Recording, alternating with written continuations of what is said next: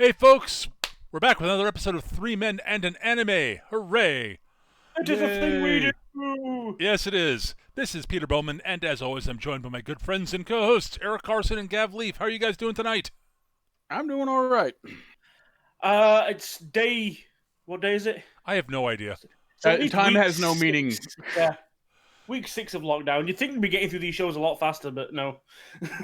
I mean, we in theory could do that if we really wanted to, but I like our little Saturday night ritual. I'm going to be Yeah. honest. Yeah, I helps do me too. Keep track of what day it is. yes! 26 days straight of watching nothing but anime every night. So we are going to be covering Eric's most recent series selection, Vinland Saga. Vikings. An adaptation of a manga that came out that started back in 2012, I want to say. No, I am really stupidly wrong. 2005. Wow, what the hell was I thinking? I thought might be yeah. So, it was running weekly for a while, then it switched over to monthly. That's right. Okay. Yeah. So, Vinland Saga. It is a semi-historical story. It's about a lot of the major characters are based on real people. Yeah, it has a lot of the important points, and then the middle bits are all like strung together in a very loose way. It's a historical dramatization of actual history. Yes. Yes. There are a lot of characters Open in the this eyes of several entirely fictional people. Yes. Anything on HBO. There are a lot of the major characters are real people. Are based on real people. Yes. Most specifically, our protagonist is actually based on a real person. Really? I was not aware Thorfinn is a real person. Thorfinn is based on Thorfinn Karlsefni, who was one of the big early Vinland explorers, along with Leif Erikson. Huh. I completely missed that. Yeah. You know what? They even call him that once. Yes, they do. In the show, and it just completely went by me. Totally missed it. Okay. So yeah, Thorfinn, our main character, is based on an actual explorer. He does not start out that way. No, not in any way, shape, or form. There's very little actual exploring done in the show at this point. Leif Erikson is a minor character in the season that we watched, but he's there. And a bunch of the Danish royalty is real. Yep. If possibly a little tweaked. Just a wee bit tweaked. I mean, to be fair, it was the Danish royalty in like 1066. Written records, those are nice, I guess. Yeah. They're not really necessary. Yeah. I mean, this is a few years before. I mean, if you're English, you'll know the date 1066. It's one of the big dates in our history, the Battle of Hastings. But this is all about 60 years before that, around about turn of the century, 1000 AD. Yeah, it was around 1000. It was towards the end of the Viking era, but like you have another generation or two before it stops. Officially, the year that when we actually get to the actual meat of the show is 1013. 1013. It was a very good year. Yes. Apparently, I don't know. Kind of sucks for some people. Yeah, it depends on what part of the country you're using. Not for Thorfinn. Just going to put that out there. It wasn't bad for the Welsh. It could have been better, but it could have been a whole fucking lot worse. Could have been a lot worse, as we see. Right. So, it's a story about. Okay, Thorfinn is our protagonist. This season is not really about Thorfinn. Thorfinn is our point of view character. Yes. Yeah. The person whose story we're following is Askeladd. Largely, yes. Largely. I mean, just to preface before we go into this is a very dense show. Yeah. We are not going we are not going to hit all the plot points, I promise you. There's at least 4 or 5 distinct arcs. It's a 24-episode show. Typical, it's like, here's the season break where we have a change of theme and all that bullshit in the middle. It's like, no, there's at least like 3 arcs in each section. It is packed. Yeah. And it does not but it doesn't weirdly, it doesn't feel that way. No, No. it doesn't feel packed. Like starting out, I felt it was a little slow, but that it was clearly building to something, and it never stopped building. No.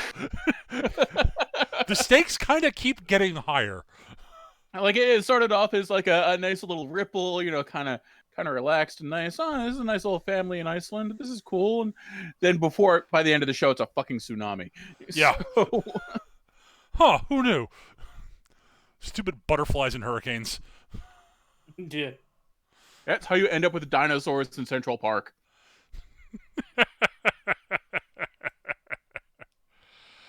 So yeah. So our point of view character is Thorfinn, son of Thor's, Yes. who is a Viking general who basically says, after the birth of his son, after he's had 2 kids, he's like, yeah, I am really sick of all this bloodshed. This is really, really. There has to be more to life than this bullshit. Yeah. So he fakes his death. No, I think it's just his daughter. Yeah, I might have. You're right. It was just his daughter. I think Thorfinn is born in Iceland. Yeah, Thorfinn is born in Iceland. You're right. It's just his daughter. He's a It's just I am not just drinking the Kool-Aid, I'm serving it kind of, Viking general who's like, he is the best at war. Everything is war. Like there's a flashback scene later in the thing. It's like where he has his daughter, and is like, and the mother's like, Thors, you have a daughter. Would you like to give her a name? You pick one. You pick one. I'm gonna go fuck off and murder some people. I've got a war council to go to. Thors, you will give your daughter a fucking name. He's like, okay, Helga. Okay. More to the point, Thor's is also legendary amongst the Danes, and in particular, this particularly prestigious unit, for lack of a better term, called the Vikings. Mm-hmm. And yeah, he's badass enough that he earns the name Thor. Let's put it that way. He is. Well, no, Thor's is his name. It's the troll. Yeah, but he deserves an apt comparison. Oh right, okay. He's smarter. Yeah, somebody makes a comment. That's not hard. No. Somebody makes a comment that you won't find an average warrior, anywhere near the Vikings. They're all badasses, and Thor stands above them all. Yeah. And we see later on, he is ridiculous. Yep. So basically, he has a kid, and not long after that, after a particularly nasty battle at sea, he comes to the realization, you know what? Got something more to live for than getting stabbed in the gut by some random schmuck. And 1, fakes his own death. 2, sneaks back home to spirit away his wife and daughter, where he fucks off to Iceland. And that's where we meet him. We don't know any of this history initially. It's just he's this big guy. He's respected in the village, but it's a small village, and everyone seems to get along more or less anyway. He's got this adorable, cheerful son named Thorfinn. Ylva's fucking awesome. For what little of we see her, we get more of her later in the manga, I believe. Excellent. She's great. Oh yeah. Ylva is Thor's firstborn daughter, who is absolutely Little Miss Practical. Yes. Like she's not even in a tomboyish way. She is just, I am getting shit done. Yes. Yeah. and his wife, who we don't get to know very well, but we understand that she's got some health issues. She is somewhat frail. Yeah. Though Thor's very much cares for her and is somewhat intimidated by her to some degree, apparently. Yes. But the thing with it is obviously she's a woman approaching her 50s in 1000 AD, so she's doing fucking well. When who's had 2 kids, no less. Yeah. That both survived. That's something in the 1050s. And yeah, the first we get to know what kind of man Thor is he finds an escaped slave in a snowdrift who's clearly going to lose his hands and feet to frostbite. He's probably dying, and the owner shows up. The owner's a not a nice guy. He's from another settlement across the mountains, and makes a point of literally chaining someone's face off. Yeah, he's known as the chain master or something like that, or a master of chains or something. He's a known slave trader, and his weapon of choice happens to be a length of spiked chain that he carries around his wrist. Yeah. I'm not sure it's spiked. I think it's just a chain. I think it's just a chain, and he just knows how to make it hurt. Yeah. So, finds out Thor has his slave, walks in with his thugs. I want my man back. Your man's gonna die. I need to bring him home to punish him as an example to others. I'll buy him from you. How much you pay for him? 2 sheep. I'll give you 3. 8. Done. What? It was very clear that, this guy was trying to, haggle and, haha, I'll give an unreasonable price and he'll haggle up and done. Wait, what? Yeah. Oh, God. Right, because Thor's. We see while Thor and Helga are treating this guy's wounds that he's terrified of going back. The last thing he wants to do is go back. Right. Even as he's lying there on the mat dying. So Thor buys his freedom. And that's our first introduction is the kind of man Thor's is. Doesn't try to fight the Chain Master. I mean, he towers over everyone, except for one person we meet later on. Yeah. And it clearly knows how to do his how to handle himself, but no, he just buys the guy outright and makes sure he gets a decent death and that dies comfortably and is buried properly, and that's that. That's the first episode. That's how we learn about Thor's. The thing I like most about it is that obviously you get the reactions around the family, and his wife is like, "Yeah, that's Thor's." Yeah, Thorfinn's like, I don't understand anything that's going on here. Why would you do that? And Ylva's like, you're giving away how many sheep? You idiot! You're giving away how many sheep for a slave that can't work? Why would you do that? The thing is that Ylva actually kind of does understand. It's just, she gets it, but her practicality just fights against it. It's like, what? It's not so much that it's like, he's freeing the slave or anything. Like, she makes noise about how things would be easier with a slave, but it's really clear that, she's like, yeah, I get it. And I don't actually disagree with that about not actually wanting to have slaves. I get it. I'm just going to grouse about the fact that I've got a lot more work to do than, most people. Right, because she's a teenage daughter. Of course she is. Right. And Mom is sickly and Thorfinn is too small. Right. And Dad can't do everything. So I guess I'll have to pitch in. She proceeds to just... I love the bits where she's carrying way more water back than anybody has any right to be carrying. Yes, because she's Thor's daughter. She's Thorfinn's daughter. She's her father's daughter. Yeah. Ylva is a badass. It's just Yeah. But yeah, so then some old friends come calling from Daneland, and shall we say old friends? We'll call them old friends for now. The Jorm's Vikings come calling with their leader Floki. And he's like, so Thor's, how's it going? What are you doing here? Norway's going to war. So you better show back up. I'm officially dead. Not since I found you, you're not, and nobody leaves the Jorm's Vikings. You better show up. He's basically given the ultimatum of well, you can either come back and serve and all is forgiven, or you can not, and we'll declare you an official traitor to the Jorm's Vikings, because there is a bounty out on your head, which will kill everyone in the village. And yeah, it'd be a real shame if something happened. Literally, it's this is a real nice village. It'd be a shame if something happened to it. Yeah. The threat is never stated outright, but it is clear that they will kill everyone there. Yeah. And even as good as Thor's is, he can't save everyone. And it's like... Right. Again, you do pick up, though, Floki never once, ever threatens Thor's. No. Floki may be many things. Stupid is not one of them. No. Yeah. So... And judging by what we see later, it would be a very short fight. Yeah. Floki is not Thor's. So Floki, not actually liking Thor's very much, as Thor's is a clear and present threat to his position in the Jorm's Vikings, Oh, arranges to have him killed by hiring a raider and pirate. This is our boy Askeladd.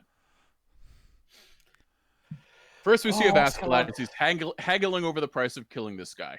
Doesn't know the guy's name or what he's done. Doesn't think that matters. But clearly, the Jorm's Vikings want him killed. He's a badass. It's going to be expensive. Right. It's like, yeah, you guys want to hire someone else to kill him. Okay, that's going to cost you. Yeah, you're supposed to be the elite of the elites, and you want us to do it? Kitching. Askeladd asks for an appropriately ridiculous sum. Floki haggles a bit, starts to make a threat when one of Askeladd's boys mishandles a spear, and it goes right into the wall where they're talking. Sorry, I slipped. I apologize. Don't worry about it, Bjorn. We're just finishing off the price, right? So we said 100 pounds of silver. Was that right? You said 100 pounds of silver. Awesome. We'll get to work right away. Askeladd's not stubborn. Askeladd is the opposite of dumb. Askeladd knew there was an assassin hiding in the tapestry right next to him and had his boy kill the assassin as a show of force. Yeah, as the spear goes in, you see Floki like, oh shit, and he's like looking at the bit in the wall. He's like, you okay? But he can't reveal his hand until Askeladd leaves the room with a shitty grin on his face. He looks behind the curtain. He's like, oh fuck.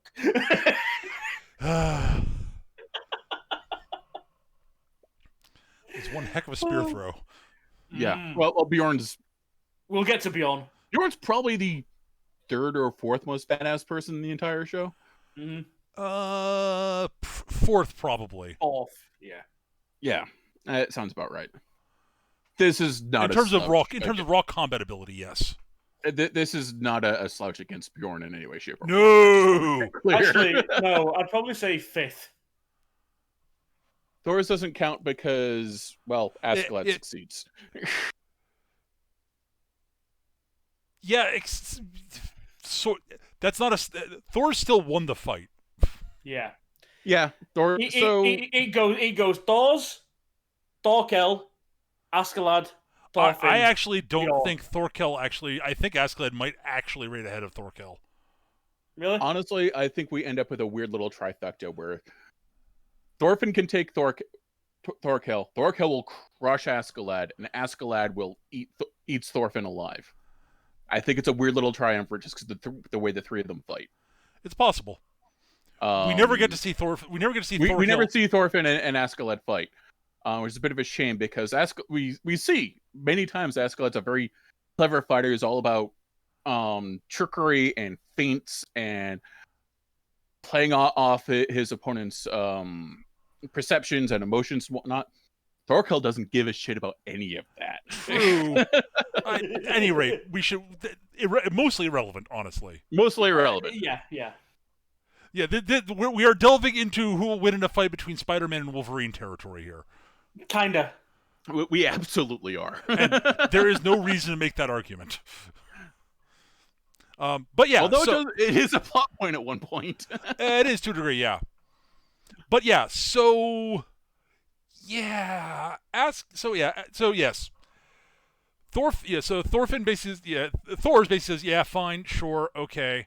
I'll round up some, yes, I will round up some of the some people from the village to bring with me because that's what you asked me to do. Fighting men, well, boys at least, anyone that's of a fighting age, basically. Right, and he gets all the young guys, and like, Leif Erikson's there, who's a friend of Thor's, and Leif's like, dude, you're not gonna get these kids. You're like, oh god, this is gonna suck for these kids. And Thor's like, I'm not sending them along. You kidding? These guys, we wouldn't last a minute. Yeah, literally. When we get to spot A, as soon as you drop me off in Norway. You drop me off in Norway, you take them back home. Because no.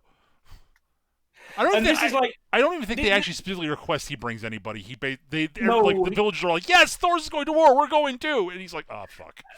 No, they do. They do. Loki makes the announcement after he secures Thor's that Norway is going to war. If anyone wants to do some Viking, just tag along with him. Yeah, he doesn't tell Thor's to bring anybody. He basically tells the village, hey, anybody wants to come, you should go with Thor's. Yeah.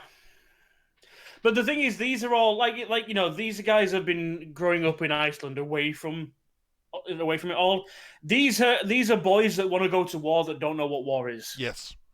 They're very much kids, They've never so much as suffered a serious wound. Never mind so much as actually combat.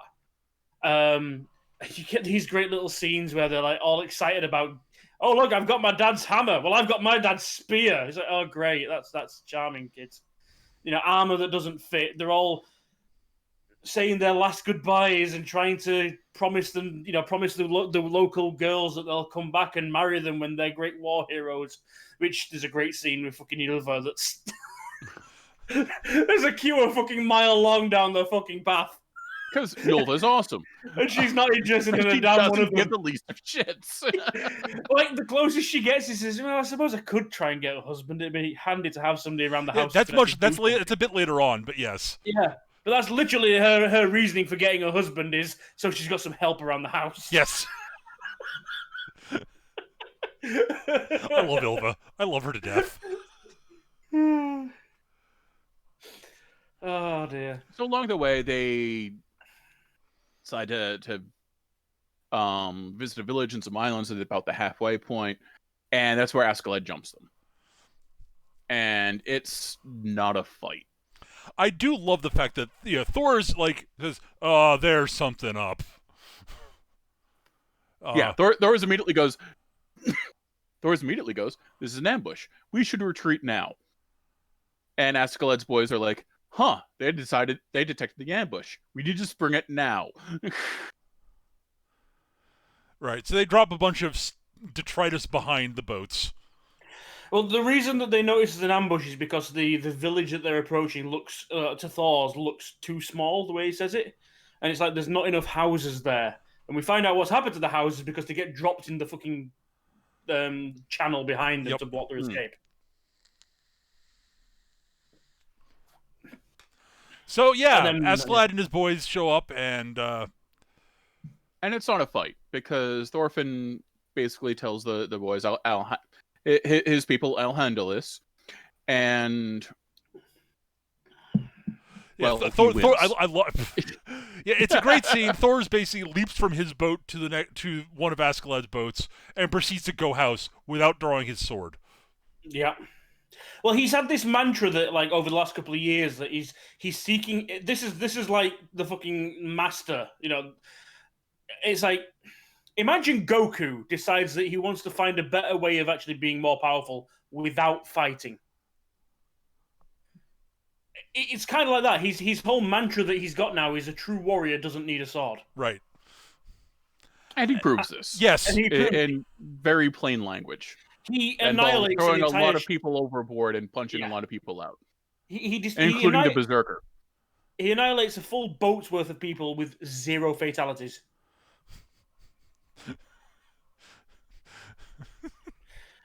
And they are all distinctly trying to kill him. Yes. Including the Berserker who has eaten his mushroom. Yeah. Yeah. Which is something I really like about this show. They show that Bjorn, our Berserker friend, needs a little fungal courage, shall we call it? Yeah. Chemically not that he's in any way, shape, or a coward. Just gives him a bit of an edge. Yeah. A lot of screaming and not feeling pain and crushing people against his knees and whatnot. Yeah, and much less ability to discern friend from foe, shall we say. Mm. Yeah, if it moves, it dies when Bjorn's in that state. Unless you're called Thor's. In which case, he just punches you in the nose and you fall over. Yeah, he ends up challenging Askeladd to a duel. Because Askeladd clearly also has archers set up, and he's reluctant to use them, mainly because he doesn't want to damage potential property. Right. And so Thor's basically says, "Okay, look, I'll fight you. I will duel you. If you win, you win. You complete your job in killing me, and you get all these people to do with as you will. If I win, then yeah, you let everybody go. And Askeladd's like, fuck, right, okay. Yeah, I, Askeladd, son of Olaf, agreed to this duel. You know, by the honor of Thor, etc., blah, blah, blah, blah. And Askeladd's word is rock solid. He just hardly ever gives it. I will say, Askeladd kept the letter of his deal kept to the letter of his deal. Yes. Yeah. So he duels Thor's, loses, and it's a fight. It's a real fight because Askeladd's quick. Askeladd's that damn good. He's quick. He's a master duelist. He knows, like I say, he knows how to trick people, use the terrain to its advantage. This case being a boat, how to play off people's emotions. But he can't get through to Thor's because Thor's doesn't give a fuck. The thing that I liked about that fight though is that it showed that, because obviously at this point Thor does pick up a sword because he recognizes that Askeladd is actually pretty good and he can't fight him barehanded. Right. Well, Askeladd actually scores on him. He gets Yeah. a cut across the chest. Yeah. And Thor's like, right, time to stop fucking around. Here comes the sword. And the best thing is, like, when Thor starts attacking and Askeladd's like, haha, parry, parry, parry, parry, parry. This is really easy. Why is he doing this? Looks at his sword and sees it's almost been cut right through. He's like, oh, fuck. He's doing that deliberately.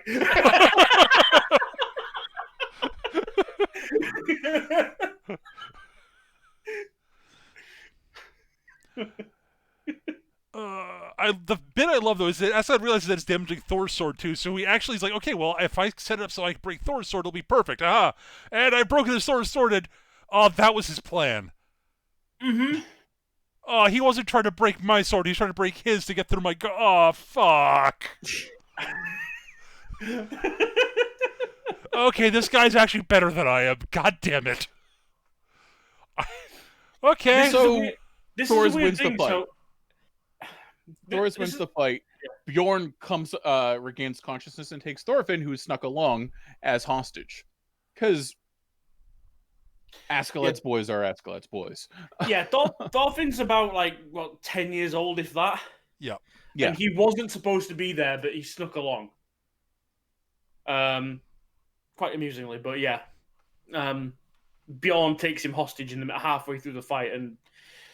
At the end of the fight, after Thor's has won the fight and Askeladd's gone, well, you beat me, better kill me now. Mm. Well, just admit that you lost the duel. But I'm still alive. Clearly I haven't lost the duel. Just admit that you lost the duel. But I'm still alive. Are you going to kill me or not?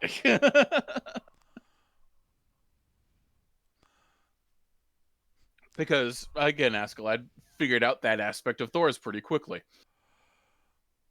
Yep, because Askeladd's, again, a smart man and very perceptive and very good at reading people. He's incredibly good at reading people. He basically picks up on someone within a couple minutes of looking at them or talking with them and whatnot. Yep. So, yeah, long story short, Thor's basically... Askeladd eventually is browbeaten into admitting that he's lost, but, has his archers kill Thor's. And the because, way that he... As Askeladd says, you are never getting out of this alive. This is just a duel for what happened to your people. Yeah. He literally says, the job is to kill you. That's going to happen one way or the other. But, yeah, fair enough. I lost a duel, therefore your people can go. Which Thor's like, okay, I can deal with that. It sucks. I really would rather have been alive for my kids and my wife, but if they're not dead, that's at least something. And to be fair, he takes it like a fucking boss. It's fucking Thor's. Like everything that Thor's ever fucking did. Yeah, the troll of Yom takes it the way he should. Like, Askeladd's men unleash, volleys of arrows, turning Thor's into a pincushion, punctures all over. It's at this point he starts monologuing. Yeah. He's still on his feet. He basically gives a speech to his son about, listen, this is what warfare is like. You shouldn't aspire to that, and a true warrior doesn't need a sword, da-da-da-da. Very very pacifist warrior monk kind of deal. Yep. Which does not get through Thor's poor trauma-soaked brain. No, not yet, at least. An important note is, but this is again straight out of Norse mythology. Thor is never stopped standing. No, he dies standing. Yep. And in death, just stands on the bridge on the ship. Yeah. So this is probably the best death by archer I've seen. Like actually beating up Boromir in Lord of the Rings. Yeah. Though I think Thor's would have given a nice nod to Boromir for that one. Oh yeah, absolutely. So, oh yeah, all right, well done, buddy. So Askeladd claims one of the boats as tribute because why not? No one's going to stop me at this point. And you guys don't need both boats. You guys don't need both boats. You'll be fine with one. Couldn't even do both boats anyway because now Thoris is dead and he was an entire side of your rowing. Here, as I can tell, he's got friggin' Kryptonian DNA in there somewhere. Oh, it's ridiculous. It's like they get on the boat and there's four of these young men on one side and Thor's on the other with a giant fucking paddle. And they're like, oh my god, we need to start rowing harder or we're going to keep going in a circle. So yeah, turns out though that, you know, as Askeladd is going away, that Thorfinn has snuck away onto the other boat that they're towing. Yeah, Leif takes everyone else back to Iceland, and they look, you know, Askeladd's sailing off with his trophies and everything else, turns back and just sees this pair of eyes fucking glaring daggers at him. And it turns out that Thorfinn is still on his dad's boat. To the great amusement of the pirates, it's like, well, should we do something about him? Well, he can't get over here, can he? No. Let's see how long he lives without food and water. See if we can make it to land. Who wants to bet? They're not nice people. They're not nice people. No. And this starts the next arc where basically Thorfinn basically joins the band because he wants to kill Askeladd, but wants to kill him in an honorable duel. And Askeladd basically will only agree to give him a duel if he proves that he deserves it. Yeah, if he does something notable, like if he does a job for them, if he succeeds in something heroic or whatever else, Askeladd, you know, some token thing, Askeladd will say, okay, we'll have a duel. And they basically keep him around while not technically being his man, but he isn't. He's absolutely Askeladd's man. He just will never admit it. Yeah. And he becomes kind of their best scout, their just an assassin for all intents and purposes. He's an absolute terror with a pair of knives. One of whom is his father's, by the way. But they have this bit where like they arrive in England, I think it is, and they raid a small village and stay there for a while. And like Thorfinn crawls out of the boat onto land, like, and tries to attack Askeladd, and he gets him while he's asleep, and he's there with a knife over him. He's like, no, can't do this. It's got to be the right way. And Askeladd was awake the entire fucking time, knowing full well he wasn't going to do it. But he's there begging for scraps, and they just keep kicking him around and push him off. He actually never begs for scraps. They offer to him. They offer him scraps. They offer to give him food, and he ignores them. He won't take the food. He goes off to live in the woods and survives, I'm pretty sure, on pure hatred for at least 2 weeks. Until eventually he learns how to catch a rabbit and a wolf attacks him and he manages to kill the wolf. And it's like, okay. There's actually a great scene where he's trying to practice the sword, and Bjorn stumbles across him, foraging for berserker mushrooms. Like, well, you're getting better with it, but it's too big for you, kid. You're letting the sword swing you, but you have to swing the sword. And that's when he decides, you know what? Swords are too big. I'm going to start using a knife. Yeah. And this is where he gets really good with knives. Yeah. Kind of horrifyingly good. Terrifyingly good. Yeah. Bit of a time jump, and we end up with a raid in France because, well, England's starting to get played out, so might as well dick around to France for a little while. Yeah, basically, it's England's a little played supposed to be out, winter. and like there's no official jobs from the Danish king in England. So Askeladd's like, well, I know where we can go to do some work. It'll be a bit of a trip, and everyone's like, Askeladd's plans are usually good. We'll go with it. And they go. Well, that's kind of the thing. Like all of Askeladd's people are like, Askeladd's got really good plans, and he's got unbeatable luck. We stick with him. So they go to France. Sends Thorfinn off to talk to. They find a fight between a French fort and some local lord who's being a dick and incompetent. Your typical stereotypical French aristocratic lord who's, all of nothing physically, but has the ego and the mouth to match, and decides that he's the better of everyone around him. Therefore, he will have that fort because it belongs to him. And the reason why I mentioned this fight, because I usually gloss it over in favor of bigger stuff, but it illustrates both Askeladd's fucking bonkers strategies that always work and how terrifying Thorfinn is. Yeah. Mm-hmm. So after some troublesome negotiations with the Lord, Thorfinn negotiates. The Vikings will raid the town from the riverside, and they'll get what was it, like half the treasury, half the spoils. Yeah. Yeah, it's very specific. They say half the spoils. Yeah. Because basically this fort backs onto a lake. It's like really well protected from the land side, which this French noble's been attacking.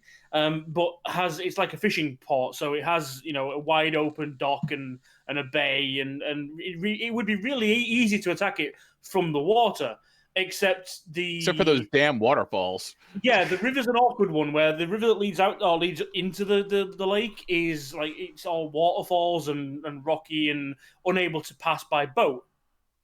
And if you've ever heard, like, if you've ever spoken to someone about Vinland Saga, or somebody's even mentioned it in passing, or as I did, if you catch the odd podcast that are reviewing the manga version of it, you will know this next scene, because this just exemplifies the mentality of the Vikings. We need to get our boats in that lake. We can't do it via the river. What do you do? Well, they're just basically just North Car. We'll just carry them through the woods at night to the lake. To be fair, they carry it to the river above the last waterfall. Yes. Yeah. But the way the way it looks that I pictured, it's like they're carrying they're carrying longboats up over the fucking mountains. Yes. To the point where the dragon heads on the front have the French soldiers terrified that there's actual dragons in the forest. Because they haven't got a fucking clue.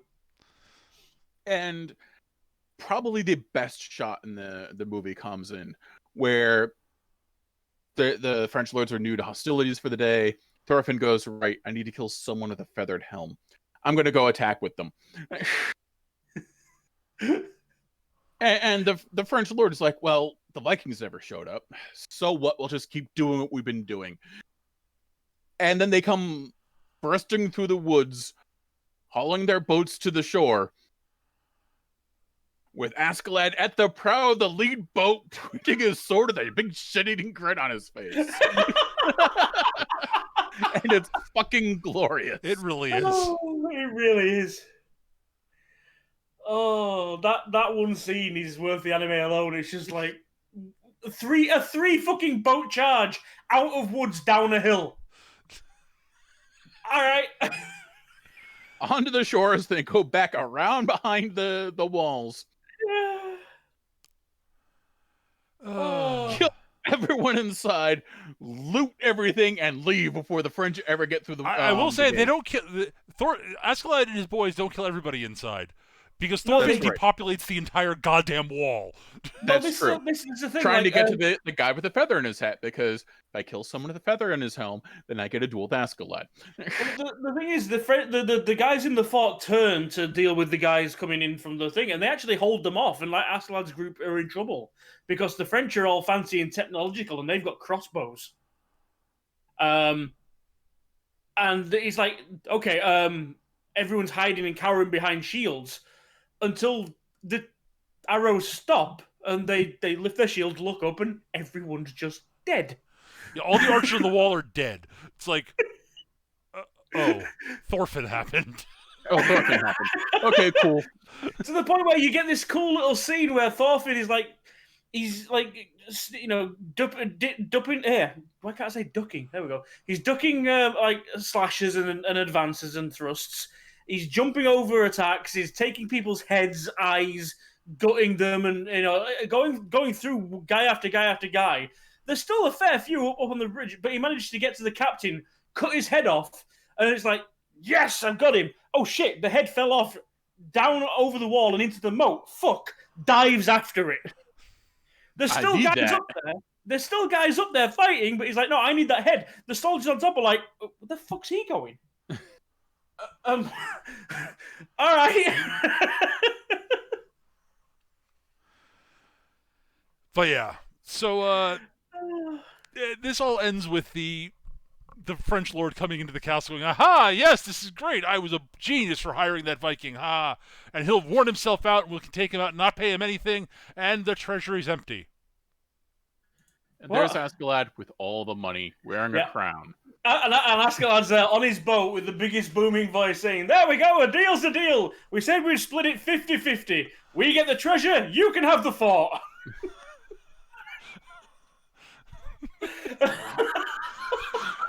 And I believe he's actually shouting back in French.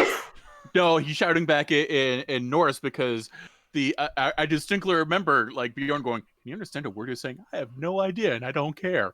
Oh, you're right, yeah. So yeah, this little bit basically tells you almost everything you need to know about Askeladd, Thorfinn, Bjorn, and Askeladd's boys, pretty much. Yeah.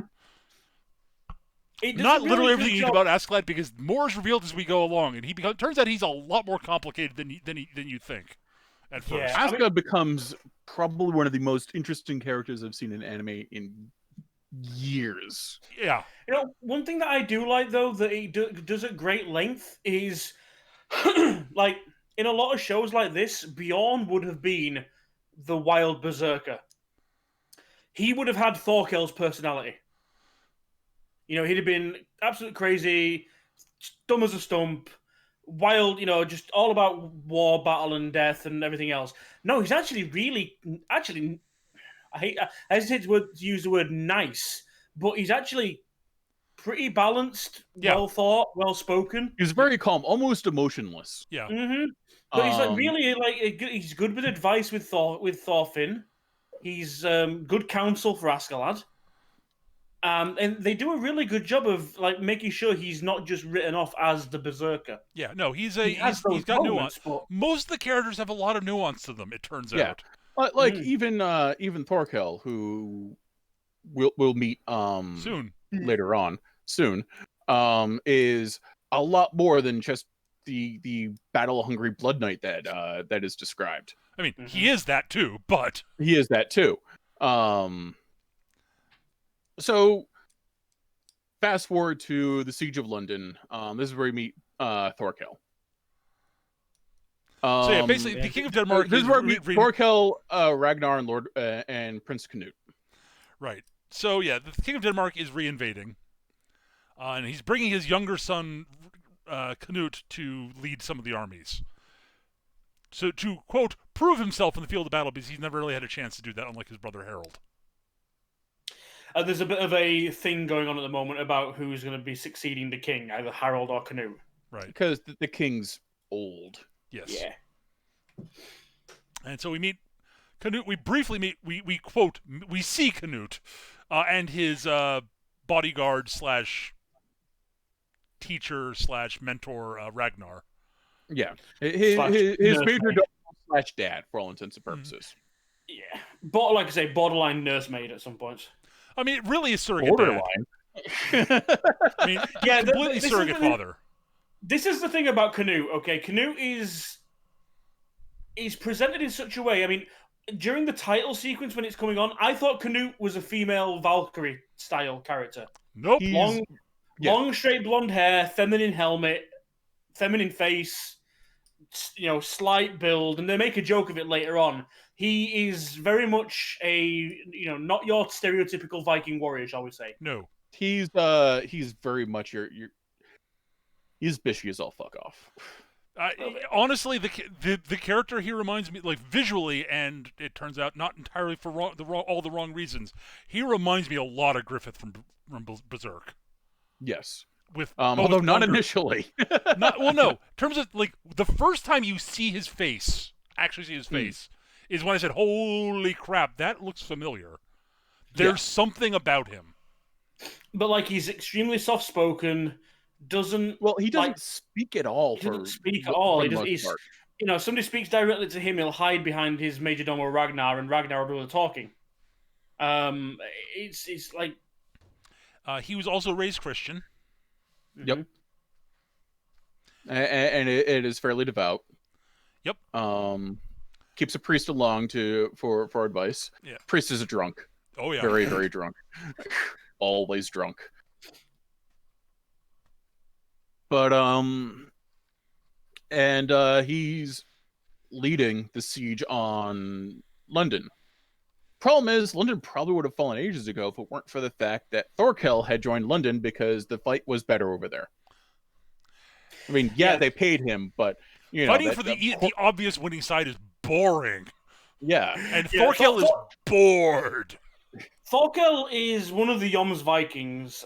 If I remember correctly, he's actually the nephew of brother. The brother. He's the younger brother. Of the actual general of the Jomsvikings. That not Floki, but Floki's boss. Yeah. Yes. He was like second only to Thor's, basically. And he's kind of gone renegade and a bit rogue in his. Because he's bored because the victories have been so fucking easy lately. Yeah, and literally, Floki sails a boat out to. Was it Floki? Mm-hmm. Yeah, Floki sails a boat out. Yeah, Floki sails a boat out to London Bridge, which is just being built at the time, and it's like, Thorkel, your king has requested you to come and fight by his side. It's like, why? You're going to be continuing this war? Well, yes, we're going to take London. Awesome. Like, yeah, great. I'm going to fight for the English. What? We'll Why? pay you double whatever they're paying you. Don't care. Don't care. Because fighting and he literally, while he stood on the bridge, I mean, he's speaking Danish, so they don't understand him. But it's like, the English are all weak. I'd have no fun fighting them, so I'm going to fight for them against you guys, because you're strong. What? So here we go. Picks up a fucking log and launches it at his ship. Yeah. Well, the best thing is like as he's going to go do that, Floki's like, "Move the boat." What do you mean move the boat? He just picked up a log. He can't pick up. He picked up a log. Move the boat. Because Floki realizes what's going to be happening immediately. Because again, Floki is not stupid. No. And Thorkel is nothing if not predictable. Floki thinks like, oh, he wants to fight us because we're destroyed. Oh, he's going to throw heavy things at us now, isn't he? And they've got all sorts of building materials. Oh, crap, here comes a log. Leave.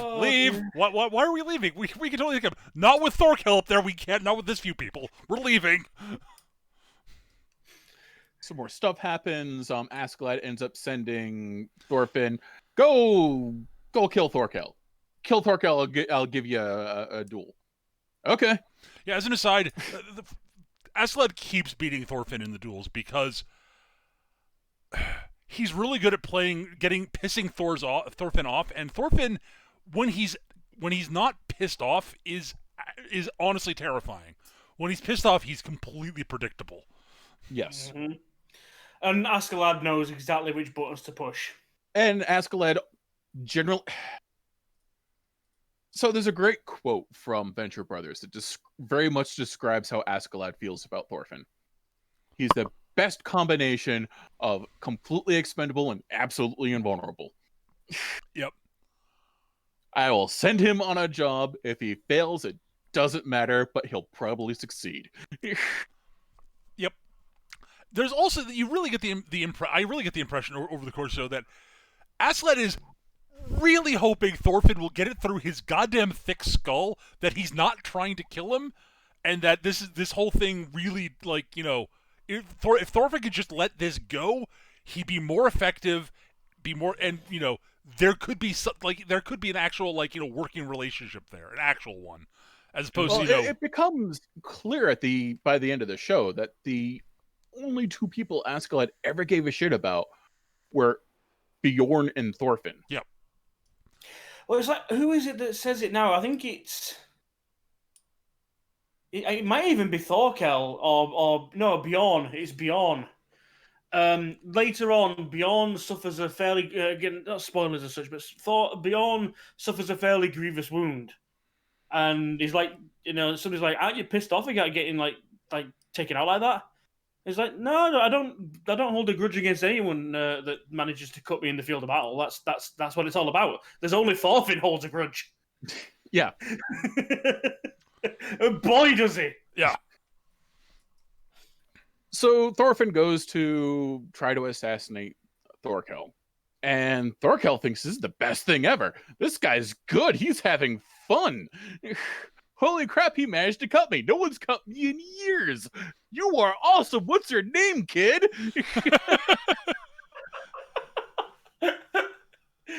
The result of the fight doesn't matter at all to Thorkel, as long as he's having fun. Thorkel ends up losing 2 fingers to Thorfinn. But Thorfinn basically gets turned into a pretzel and then manages to fall off the bridge before Thorkel can finish him. Yeah.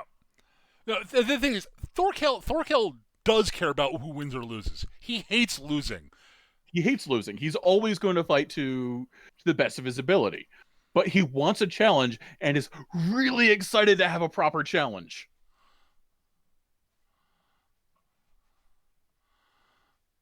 So, flash forward, there's some stuff about where he ends up Thorfinn ends up linking back up as they retreat because there's just not gonna finish Well, this is the thing. The majority of the Danish army decides to pull back and go and conquer another part of England that they haven't actually gotten to yet. King Sweyn basically gives Canute the job of taking London. Yeah, he basically just says, keep we'll leave 5,000 men in your charge or whatever it is, and you hold the siege and wait them out and try and take London. And there's this great scene again where like Sweyn's main force is leaving, and you can see them like up in camp and getting ready to go, and Thorkel's there, still on the bridge, looking out, like he's a little bit higher up on one of the stanchions. He's looking out, a hand over his eyes, binocular style, looking like, wait, what are you doing? Where are you going? We're not fighting yet. We're not fighting yet. Don't leave.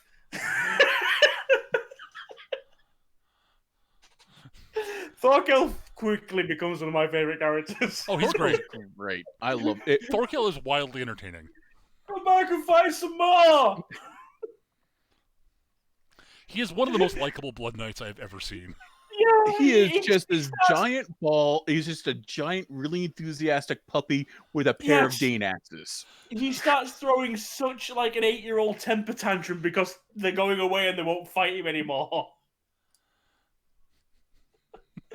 To the point so where, next like, major plot point is Thorkel breaks the siege on London and is chasing Canute and the remnants of his forces. Well, he captures Canute. Yes, he captures him.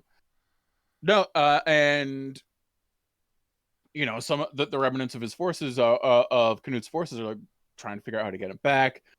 A messenger of theirs runs into Askeladd and his band, and he's like, okay, so which way to the king? Because I got to go get some people to link up. We got to go take back the prince. You sure he's got the prince? We know he has the prince. He's gonna We're not sure what his plan for the prince is, but we know he's going to do something, and we need to link up with the king's forces to rescue him. That's good to know. Takes off his head. Let's go steal a prince. Well, I mean, this is the thing. Thorkel's entire plan at that point is like, it's literally from that scene a moment ago. He's like, he's saying, well, what's going on now? He's like, well, they've left. It looks like they're leaving about. I think it was like 5,000 men. 4,000, I believe, is the actual number. 4,000 men, and they're being led by the young prince, King Sweyn's son. And in response, Thorkel just gets this huge fucking maniacal shit-eating Draven grin on his face and starts laughing like a maniac because he's just on an idea. And his idea is go and capture Canute and basically go and wave him in front of King Sweyn because Thorkel wants to fight Sweyn. Because of course he does. He's the king. Now, Thorkel's plan to capture Canute is Thorkel and his 500 men will assault Canute's 4,000 men and capture the prince. This works. Here's the thing: all of Thorkel's men are Danes that follow him around because he's fucking Thorkel. He's charismatic. He's not as dumb as you might think, not by a long shot, and he's an engine of destruction. So be on his side. Yeah. He's got about I think it's about a small army of about 500 Danish men that follow him around. Yeah, and then the other English regulars that are there. They don't come along. They don't come along with that. They're like, no, that's your deal. We're guarding London. Good! That'll be perfect. Works for me. Me and my 500 men, who are among the most badass Vikings out there. Because Thorkel's unit is actually fairly badass. So in the end, the prince's remnant forces try to ambush Thorkel by trying to say, "You're surrounded. We've got you surrounded. Give up the prince, and we'll let you go." You're not actually surrounding us. Yes, we are. No, you're not. You're right over there, and I'm gonna come say hi. At which point, Askeladd sets fire to the forest. At which point, yes. So there's a fight in the middle of a forest fire, and one of Thorkel's men is like, "Sham up this forest fire. We would have finished this up by now." Oh no, this was someone's plan. There's a third party out there. I'm gonna find him, and I'm gonna fight him because it's gonna be awesome because he's smart. And this is like the first part where you find out that Thorkel isn't as dumb as he comes across either. Well, my favorite bit is that Ragnar chastised one of his men for mistaking him for one of Askeladd's guys. And then he hears someone shouting out, "Hey, I work for the prince. Where are you?" And Ragnar's like, "See, this is how you do it. We're over here." And up comes Thorkel. It's like, oh, Ragnar, you dumbass. It's like Thorkel comes across as an idiot. He's not. He's actually fairly clever when it comes to matters of war. He just likes Plan A. Yes, which is attack. Which is always attack. But yeah, so Askeladd, of course, says, "Okay, Thorfinn, you know what the prince looks like?" "Yeah, vaguely, yeah." "You know what Ragnar looks like?" "Yeah, you told me." "That's sort of unmistakable. Go get them." All right. Fine. So he comes riding up to them, on his poor horse. Yeah, because they dunk Thorfinn to keep him from catching fire. The horse does not get that. Yeah, so the horse doesn't make it. But Thorfinn shows up and is like, "Ha, I've got all the stuff in." "Ah, crap, Thorkel's here." "All right, well, round 2, I guess." And Thorkel's like, "Hey, it's you, Thorfinn! I remember you. You're awesome." "We should fight, but before we fight, was your dad's name Thor's?" "What?" "It is! You are Thor's son! Awesome! How's he doing? By the way, I'm going to have to kill you because between me and the prince, but, if you survive, we can talk. It'll be great." I'm technically your uncle. He doesn't reveal that yet, but... No. That hasn't happened for a while. But yeah, eventually, the fire gets bad enough that basically Thorkel's like, "You know what? If we fight now, we'll both just burn to death. That's stupid. Yeah, take the prince, fine. We'll catch up with you. That'll be fun. We'll chase you. And Thorfinn's like, oh, fuck. Fine. My job is to get the prince. I'll go. I got the prince. Yeah. The priest and Ragnar, you can come too. Right? Yeah. Comes back to Askeladd. There they are. And Askeladd's like, wow, you got them back. You got them. Well, I'm impressed. Yeah, Thorfinn was Thorkill was there. Fuck. He's gonna be chasing us, isn't he? Yep. Yep, he said he was. All right, let's get going, guys. But yeah, eventually he actually Askeladd demands to actually see the prince's face because that's how he reads people. And he gets a good look at Canute, and this is where we get to see Canute and Askeladd goes, oh, this kid's actually got promise behind the issues. All right, new plan. That I'm not telling anyone, not even Bjorn. Because none of them would believe me if they knew what I was actually planning. Bjorn might actually follow me, but he wouldn't believe me. And, yeah, right.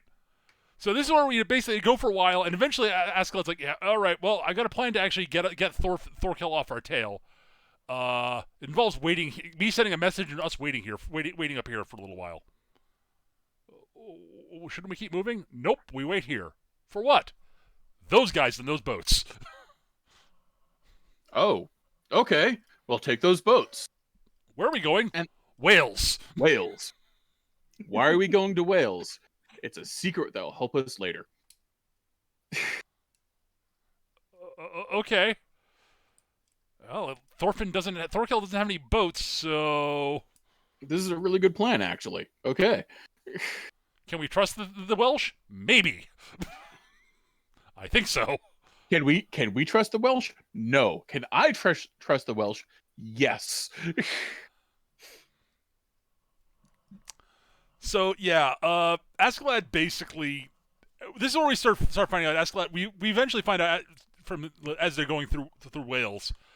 Askeladd basically the Welsh in this one area basically they have one actual demand, which is if we help the prince get home safely, can he promise that the Danes will not invade Wales? They can have the rest of England. We don't give a flying fuck about England. But if he leaves Wales alone, we're more than happy to help him. But we need a promise of that. And this is where we find out that Canute isn't so much a coward as he's really cautious. Yeah. Because his life at court was not good. So he learned the lesson to keep your head down, keep your mouth shut, and most importantly, his words carry weight, so be damn sure when you say something. Right. So Canute doesn't talk because he's entirely aware that in absence of the king, he speaks with the king's authority. So don't say anything. I don't actually know what's going on. I might fuck everything up. And if I do the wrong thing, Dad'll be really fucking pissed. 2, keep your head down, because, well, in Danish politics, apparently, of the 9th century, keeping your head down is pretty much the only way to keep yourself from getting assassinated. So, yeah. So this is where, basically, Askeladd's forced to reveal his sort of secret that the first Welsh prince that he talks to knows. The second one doesn't know, and Askeladd's like, okay, look, here's the deal. I'm half Welsh. My mom is actually a Welsh princess. We're technically at the line of Pretorius. So I guess I'm kind of technically the last king of Wales? Of Britannia? Kinda? That's what Mom said, at least. But so I care about Wales. I don't care about Danes. What about the Danish? Oh, fuck them. Fuck them. I hate those assholes. The Danish suck. Vikings are awful. Well, in his own, and like I said, in his own words, he hates the Danish, and that doesn't stop it himself. No. Yeah, because he's half Danish, and he is entirely aware of this fact. He never actually says that, brings that up outright, but it's really clear that he's not he doesn't consider himself a exempt from the contempt of Vikings and the Danes. Yeah. Because we'll get to that in a bit. So yeah. But with some help, they get through Wales and are going through enemy territory back to the king, which is when we sort of figure out that Ragnar basically so Askeladd realizes that Ragnar is an issue because with Ragnar where he is, Knut's never going to grow up. Like, he's not going to be the king he's not going to be the prince that Askeladd needs him to be. He's keeping him as a boy and stopping him from becoming a man, basically. Yeah. He's sheltering him too much, and mm-hmm. And, in a lot of ways, Ragnar is very good for Canute. But he takes it too far, is the long and short of it. And Askeladd, being a very pragmatic man, and a Viking, arranges for Ragnar to be killed.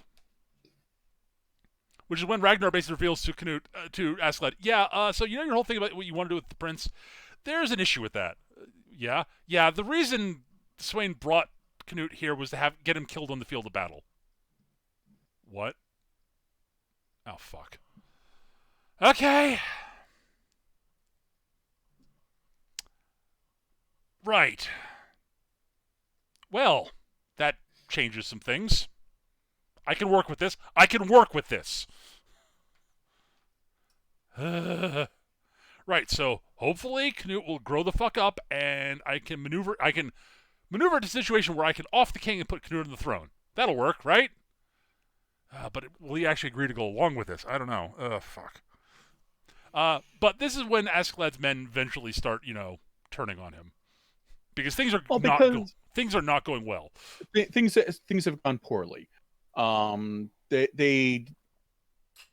There's a blizzard when they're looking to cross a mountain pass back into England, and they end up having to winter in a village where they killed everyone to keep word from getting out, because obviously.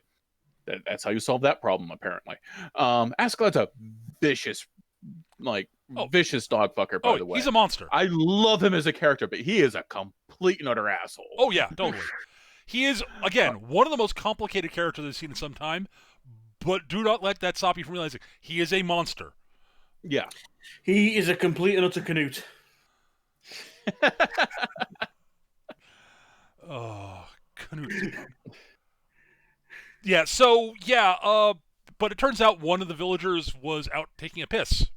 Well, officially. That's not even. She was... That's what she said, to go outside. That's what she told everybody. Yeah, she went outside to go look at this ring she had stolen from the market. And we get to know her at least as well as we get to know Thor's, honestly. Yeah, it's a sad little story.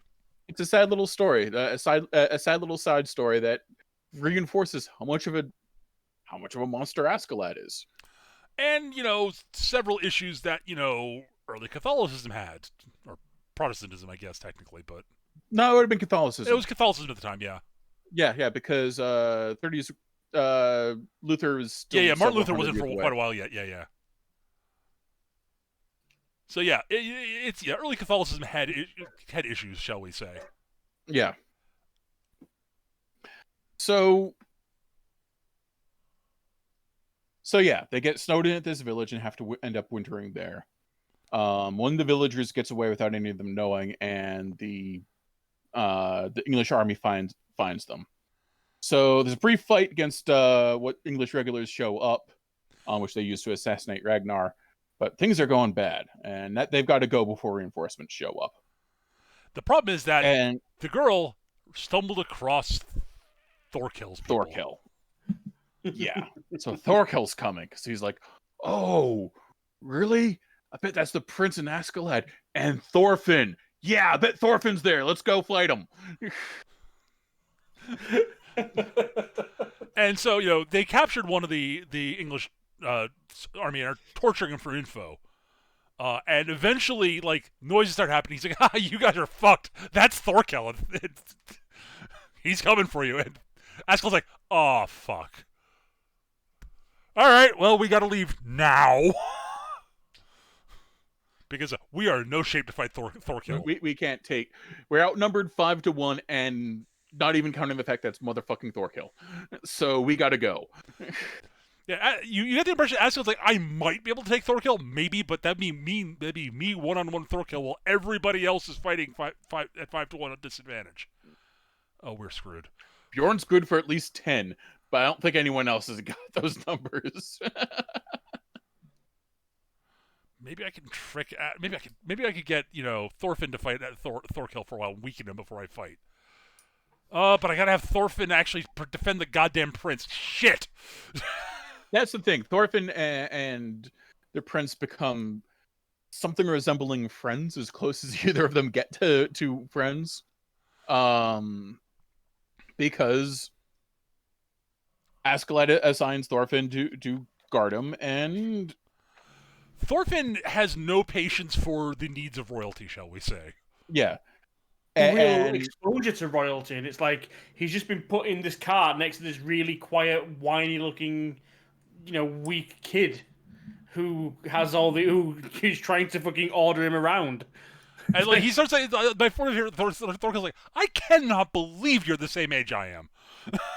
Yeah.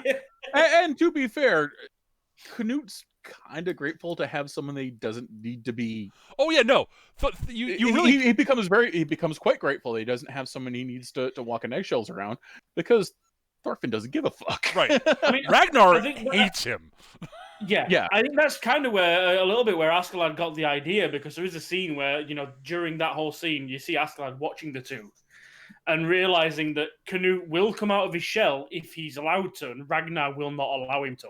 Yeah. Right. Because Canute actually, this is where Canute reveals the whole thing about how his words carry weight and such to Thorfinn, because Thorfinn's needling him. Yeah, and eventually he just breaks and starts dressing Thorfinn down about his situation. And Ragnar's like, dude, calm down. Yeah. You're the prince, calm down. But there's also the element with Ragnar's like, wait, he's never talked to anybody other than me and the priest in like years. Mm-hmm.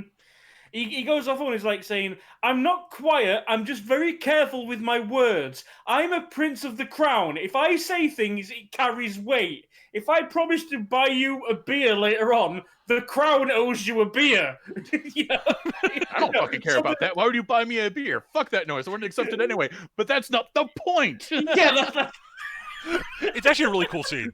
Actually, when I say Ragnar hates Thorfinn, he doesn't actually. He doesn't He's like just the way with the complete lack of respect he gets. Right, but eventually, Ragnar has that realization. Canute opened up to this kid. There's something actually there. There's more to this kid than than this seething ball of anger that he normally appears to be. Also, when he realizes that he's not he really, really doesn't like that Thorfinn really doesn't like Askeladd. He's like, okay, yeah. All right, we can use that, maybe. We're not as smart as Askeladd. We don't know that, but we're not as smart as him. No. Part of the reason why we're not as smart as him is we don't know we're not as smart as him. Yeah. So, yeah, basically, the Askeladd's army Askeladd's guys eventually basically, yeah, you know what? Some of them basically stay at the village basically to say, we're not going to meet. Askeladd's like, yeah, fine. Do what you guys want to do. Like, I don't actually blame you. It's gonna be shitty out there. You guys do what you're gonna do. The rest of you, let's go. And he's like, yeah, they're turning on me. Yep. All right, Bjorn, Thorfinn, when they turn on us, you guys take the prince and go. Will. I'll see if I can turn shit around. Bjorn's like, fuck. All right, boss. He doesn't tell Thorfinn that. He just says, you stick the prince like glue. Prince rides in the sleigh with Bjorn driving it. Bjorn, get ready to fuck off, because things are going to go shitty real quick. Yeah. Gotcha, boss. So yeah, the people who basically deserted back in the village, they're planning on deserting and switching sides to Thorkel's. Thorkel's like, you guys suck. Why would you do that? So boring. You could have at least stayed to fight. You guys aren't worth hanging out with. Kill Like them. they all throw down their weapons, saying, "No, Thorkel, we're surrendering. We want to join your side." And he's like, "Well, that sucks." No, okay, guys, kill them.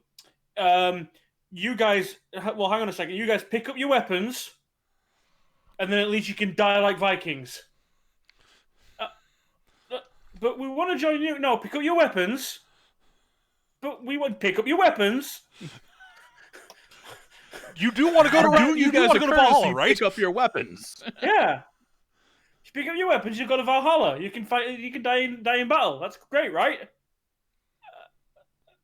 The big confrontation for that is a bit later, and is amazing. Yes. Because he eventually they come to a bridge, and Askeladd's like, okay, cut the bridge. Is that going to do anything? I mean, we could see them over the hill over there.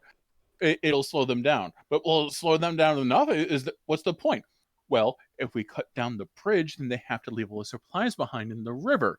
And even though it's shallow enough to forge, they can't bring their wagons along, which means they'll be able to chase us for maybe a day before they run out of food. Cut down the fucking bridge. Yeah, but and they do, but they are not having any truck with actually following along with him because they're for as brave and as tough as his men are, they are not the brightest. They're not the brightest, and many of them are following him because Askeladd always got them out of the shit, and he's always had the devil's luck, and it's clear his luck's run out. Right. So it's been a months-long stream of shit luck. Right. No, totally. I know. You understand why they desert him, but they're not willing to listen to his actual plan. Yeah. I think largely because they're tired. Honestly, they're tired. They had a decent thing in the village, even though that kind of sucked. But this traipsing through hip-deep snow while being chased by Thorkel's fucking team of murder deathbots. Yeah, we're done. So yeah, all the while Ragnar is, Knut's all freaked out because Ragnar's dead. Right. And things continue to go badly. Basically, So there's the mutiny. Ragnar, not Ragnar. Bjorn fucks off with the prince and the priest and the sleigh, and proceeds to get chased by several of them. One of whom is one of the people we've gotten to sort of know in Ragnar. One of the pair of brothers. Yeah.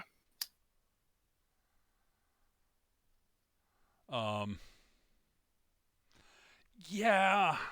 So there's the mutiny starts. Everyone's fighting each other. Thorkel's like, they've started without me.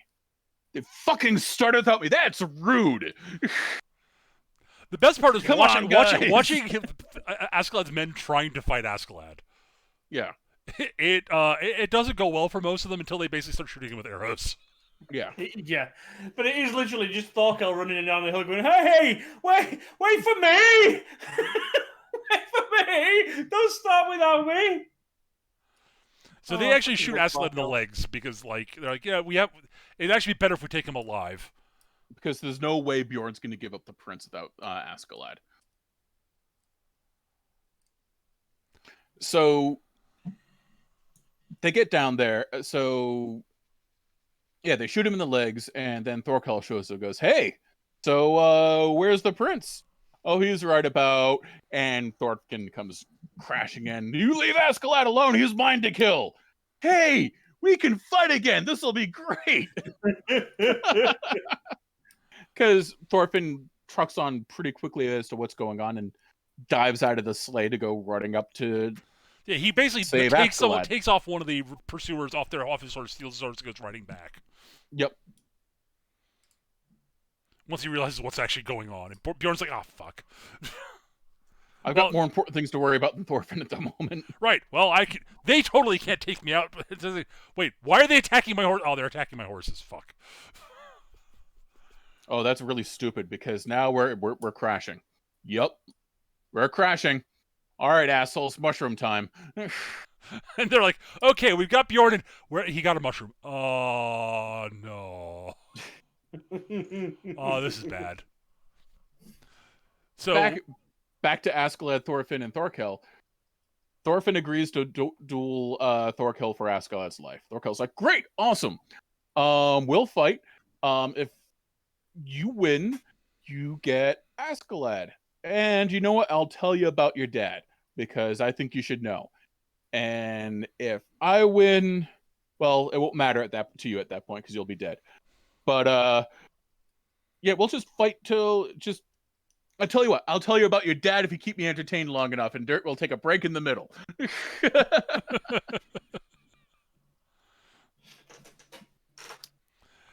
Like all of Thorkel's men are all like, "Oh God, this kid's toast," etc. Blah blah blah blah. Oh shit!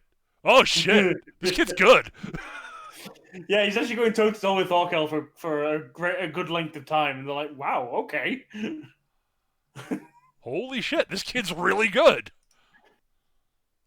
And again, we see that Thorfinn's only stupid in fighting Askeladd. Yes. Like, okay, last time I fought him, I couldn't cut through his tendons, so I can't do that. But he's wearing mail underneath that heavy coat like he was last time, so I can't go through for his vitals. So I can't do that. So legs? Yeah, legs. Oh fuck, he kicks. Motherfucker. All right, death by 1,000 paper cuts, I guess. Maybe. This is gonna be hard. So while this is going on, and Bjorn's crushing skulls over by the crashed sleigh. Oh yeah, Canute has a little dream where he gets to say goodbye to Ragnar. Wakes up and talks to the priest, who's sitting there watching the fight while drinking. And the priest gives a very nihilistic, but also very early Christian definition of love. Right. And because as it's been going on, and they've been traveling with the Vikings, he's been like coming out with random quotations and sermons, Christian sermons. And the Vikings haven't got any fucking clue what he's on about. It's like, what's love? What do you actually mean by love? And he's trying to explain the concept of love to these Vikings. The single best moment of that is when the two brothers, okay, maybe it's something to do with this guy Thor's. Like they describe it like Thor's thing, and the priest's like, holy fucking shit, that dude got it. Where is he? He's dead. Fuck. That line. The thing is, it's not like what we would consider love that the priest is looking for, but what the priest defines as love, because the Vikings bring that up as examples. So, like, what about like me and my wife? We love each other. We do anything for each other. We're all each other thinks about. And I'm only out here to get money for her. And he's like, no, that doesn't work. That's not what I'm looking for. That's what I'm talking about. What about being my brother here? Like, we always have each other's back. We really care about each other. And nope, that's not what I'm thinking of. It eventually explains to Canute during the fight. It's like, okay, Ragnar didn't love you. Yeah, he did. He cared deeply about me. He treated me like his son. No, that was discrimination. That dead guy over there, he loves. What do you mean he loves? He's dead. He loves everything equally. He gives up his body to animals and the plants. His bones will become one with the earth. He loves everything equally. So you're saying love can only be achieved in death? Yes. That's fucking stupid. Your religion is dumb. I hate God. Yeah. Canute goes full Maltheist here. Canute goes full ethical Maltheist. His entire plan becomes, well, clearly I have to become king. If only so I can build a kingdom so splendid and close to paradise that everyone forgets about God. That's my plan. Because his thing is, okay, God, you suck. Like, I'm not saying you don't exist. I'm not an atheist. You suck. I'm a Maltheist. Yeah. The devil, you suck too. Maltheist. I'm gonna make a paradise on fucking earth, and say fuck you. And when I'm called to heaven, and I'll be able to tell God, yeah, screw you. Paradise is back down there. Yeah. Fuck you. But he's not just an attitude I rarely see in fiction, and one I find really interesting. It's really interesting, and like again, he's also immensely ethical, like, which he has to shed a few times. It has to be a paradise. It has to be something for everyone. Right. He keeps saying, will you please stop killing yourselves? You know, it's like he doesn't mind like war if it's necessary, or fighting if it's necessary. Like Killing he if gets it's the necessary. concept, like if you there are times you'll have to fight to defend your what is good. Like he's practical enough for that. But like this fight that's going on right now between Thorkel and Thorfinn is utterly pointless. Yes. Well, he talks down Bjorn out of his berserker rage, which gets him shoved in the kidney. Which Bjorn shoved in the kidney specifically. Gets Bjorn shoved in the kidney, and Knut's like, "What the fuck? That was pointless. Go gather the horses. Go get the horses. Okay.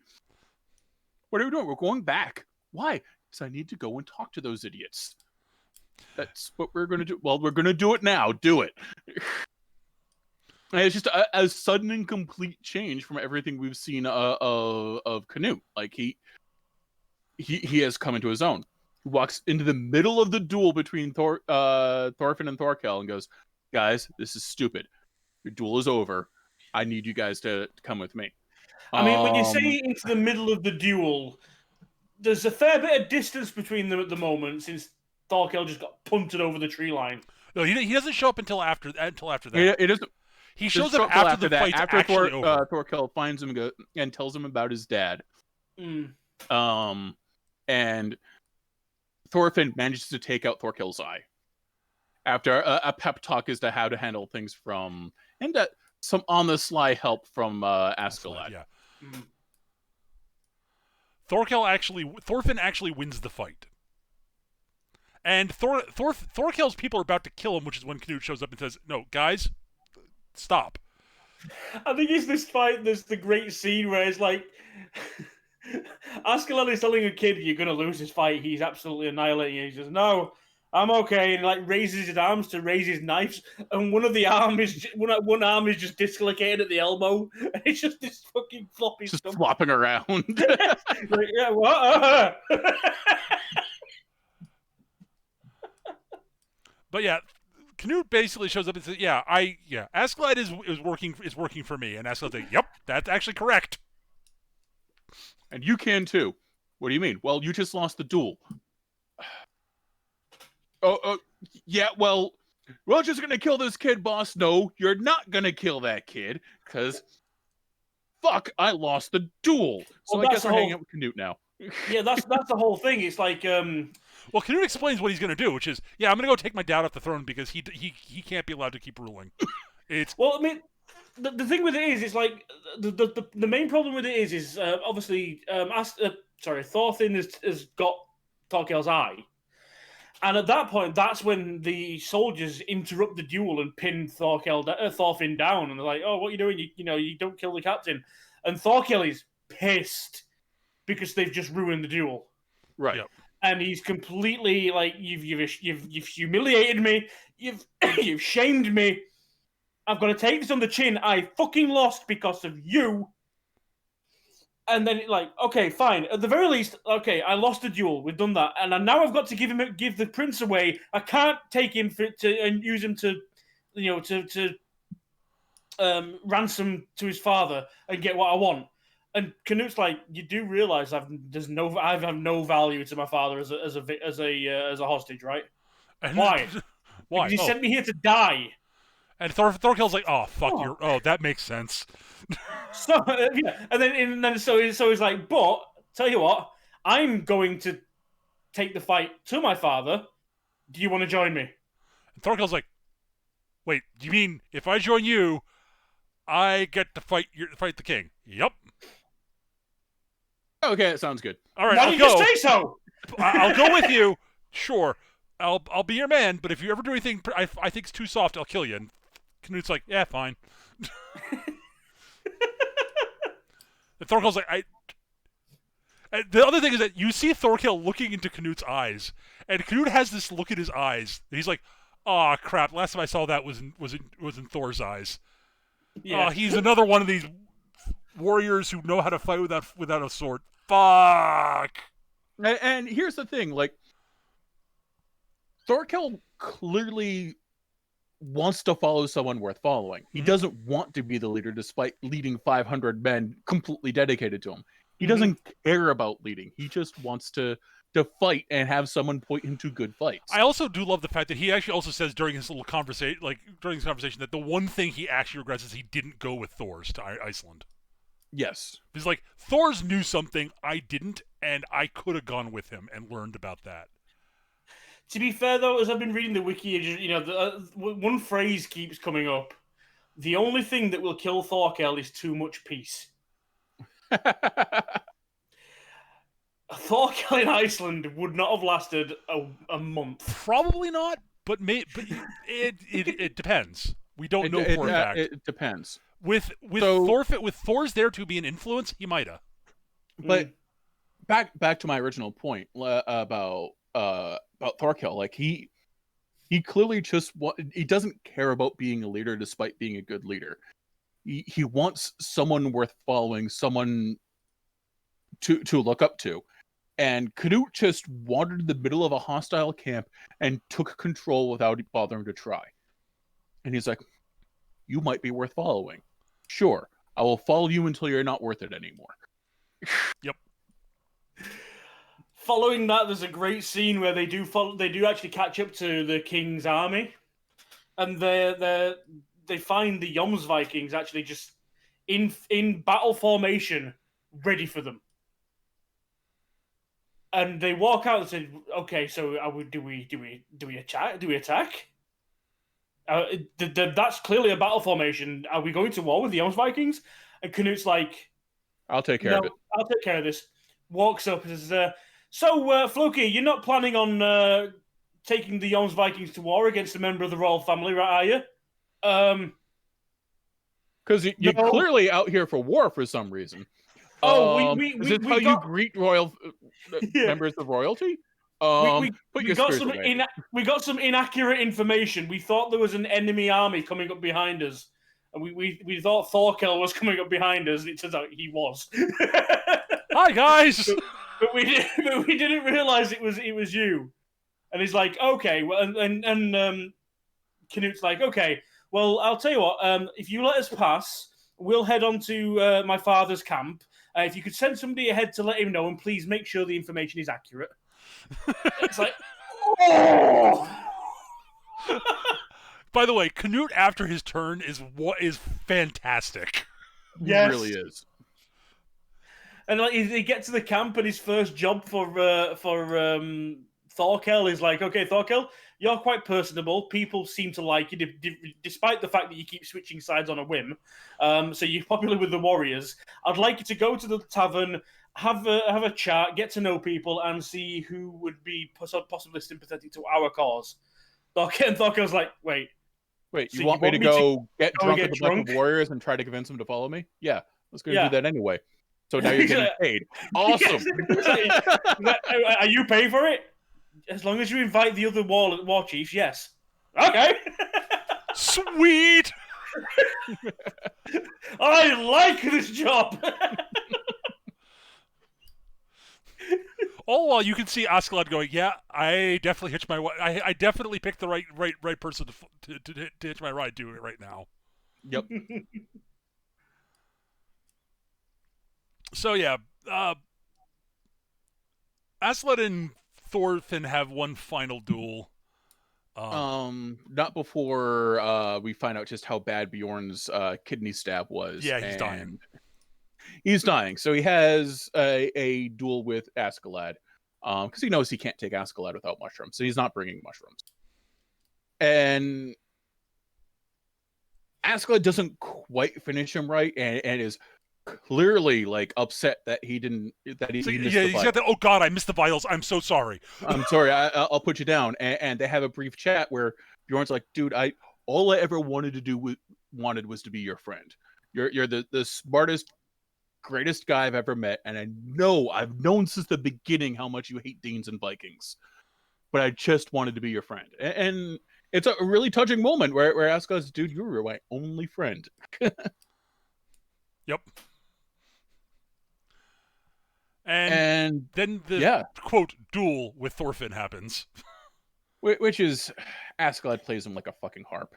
Well, this is the thing. Askeladd's just put down his Only by his own friend. admission, his only friend. He is not in the mood for Thorfinn's games. And he's like, seriously, kid, you have been doing this for 10 fucking years and you still haven't learned the first thing that I'm doing to you. You haven't picked up on a damn thing. God, I hate really warriors. Kill me in my fucking sleep. It's the only way you're gonna do it. Yeah, so Let he me basically tell you about my father. He beats up Thorfinn barehanded. He basically pulls a Thor's on him. Yeah. And basically sits down and says, "I hate Vikings and warriors." And Thorkill are watching, and like as they're squaring up, Thorkill's like, "Who do you think's gonna win?" I think Askeladd will take him. Wait, are you saying I'm the weakest? No, it's just the way you guys fight. All right, well, I'll put 50 gold on Thorfinn then. I'm not placing a bet.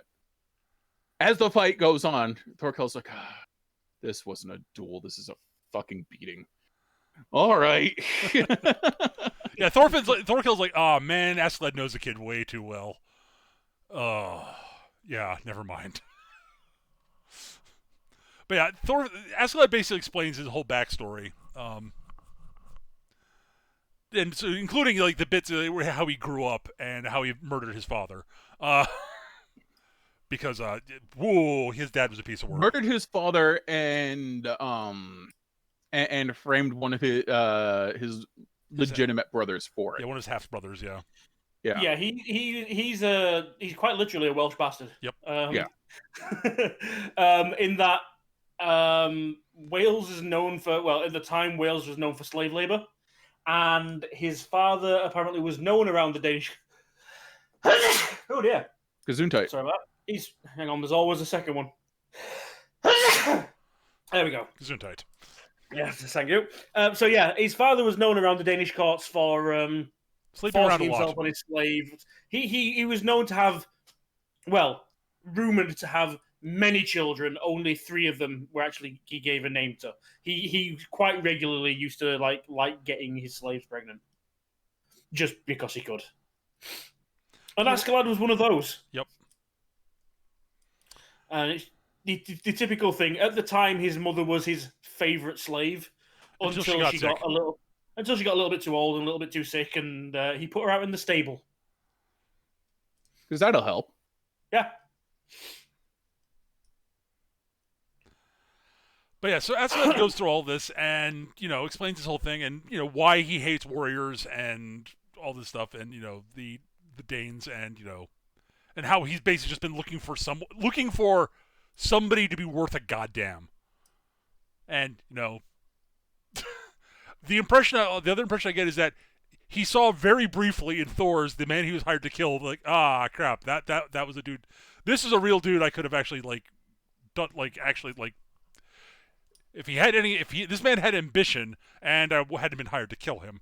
Oh boy. Yeah, he was worth something. But yeah, it's a really good sort of it's a really interesting story and So it also leads to Knut asking him, so yeah, why aren't you trying to take the throne? And Askeladd's like, dude, I'm not a king. I can't do this. I'm just a Viking. Fucking hate Vikings. Yeah. Even though he's been saying this whole time, he's like the last descendant of Artorius, who is literally the man who the legend of King Arthur was built around. The last king of the Britons, and he's like, no, fuck no. I'm a fucking Viking. They suck. We need someone who's not that to actually do this shit, man. Mm. You are the right person. So this leads up to this. A lot of stuff involving politics and maneuvering and playing things off of one another, which we're not going to spoil for you because it's actually honestly. Oh god, these last few episodes. Oh god, a lot of chess playing involved, shall we say? But it leads to Askeladd's final stand, which is amazing. So through a series of manipulations and rumor mongering and political maneuvers. They've gotten Canute recognized, and he's going to be given Mercia, the best province in England they've taken, and left in charge of the army. While and getting to keep while the king to prosecutes Ireland. war in Wales, to prove that they can control the whole island, and Wales would always be a source of rebellion. So we need to go put them down. And the king bakes Askeladd goes, "Oh fuck, what do I do?" The king says, "Come on up. Well, I'm gonna give you your treasure for taking care of my son, and your promotion, and whatnot." Askeladd says, "Well, why attack Wales? It's just you're driving your horses over a cliff to catch a rabbit." "Sure, but they've shown nothing but disrespect to their king." "But I tell you what, why don't you send me down there as your envoy to talk it out? See if we can." You're telling me that I should pay respects to a country you described as a rabbit? And he sort of leans into Askeladd and goes, "You can have Canute or Wales. I don't care about Wales, but pick one." Yeah, because the king's figured The out king pretty... doesn't like Canute. He wants Harold on the throne. Yeah, and you can see he's figured out pretty quickly that although he's never heard of Askeladd, Askeladd is clearly the snake in the grass. You know, he's the cunning, he's the fox that is driving this. You know, Canute's got the driving in itself, but a lot of he doesn't have the experience. You know, the experience, yeah, all that sort of stuff. That is clearly, you know, the influence of Askeladd, and he needs to try and remove that. So Askeladd makes his last ploy. "Why are you wearing a crown? Why is such an ugly man wearing a crown?" "What? I'm going to fix that. I'm going to take your crown." "What?" "Because I'm the last king of Britain. I'm the son of Artorius." And he takes off the prince's head, the king's head. And a fight breaks out because obviously he literally goes full on gladiator. He's like, Askeladd is the nickname that I got. It means covered in ash because I used to work in the blacksmith. My real name, the name my mother gave me, is Lucius Artorius Castus, and I am the last king of Britain. It's like, what? So there's some really nice touches about Askeladd's character design in all of this that we haven't touched on.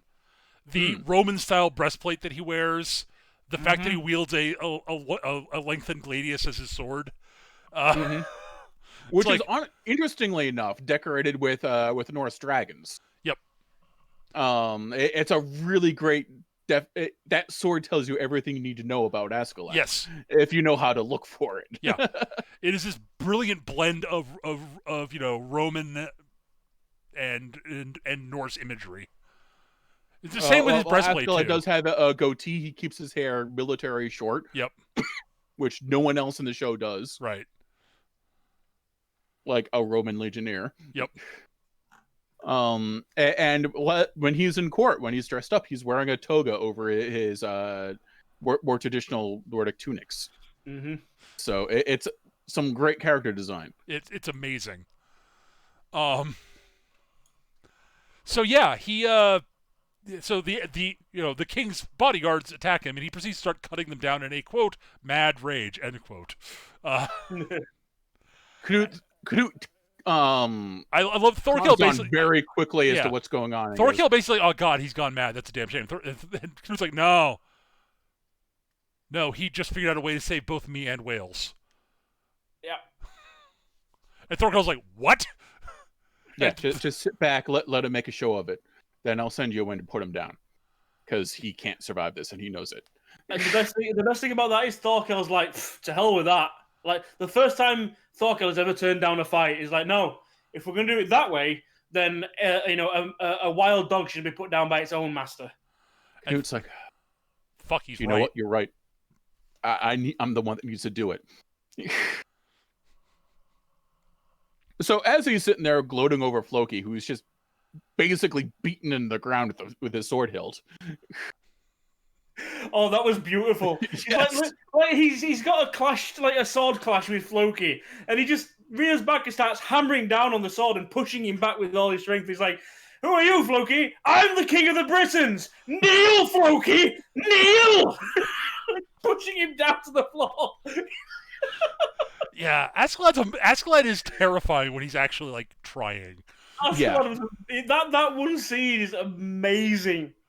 So Canute shivs him with a sword, and Askeladd's first time you've ever stabbed anyone. And he pulls out, and you see it's only gone in a few inches. And Askeladd's, because it did well, and promptly collapses. Yeah. Didn't go deep, but he got the bits. It went where it needed to go. Yep. At which point, Thorfinn's managed to fight his way back in, because he's kind of off the rails. He's been in a bit of a rough spot lately. Let's put it that way. And I'm not going to go into exactly what's been going on, because it's, again, some great scenes that you should see go into fresh. Yeah.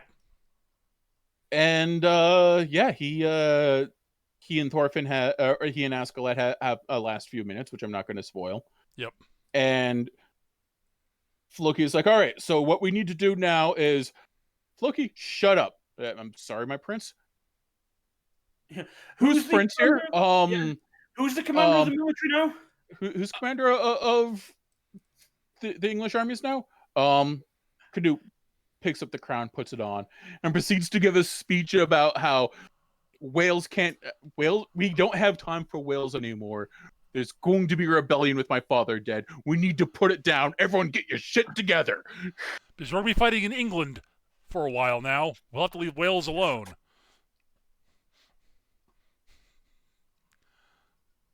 And, right, Floki? Floki's like, fuck. Well, this is not the kid I thought it was, and I can't go against him. And Thorkill's really on his side. Fuck. Literally, from the point he makes that like personality change, he does nothing. Every time they interact, he just owns Floki. Oh God, yes. There's actually a great bit where everyone's still kind of in shock that he's killed Askeladd, and including Canute, and everyone's paying attention to him and to him and Thorfinn, and Thorkill's like, this next part's important. You have to get it right. Yeah. Very quietly, so only Canute can hear. Yeah, he's basically make sure that he doesn't like stumble or fall. Right.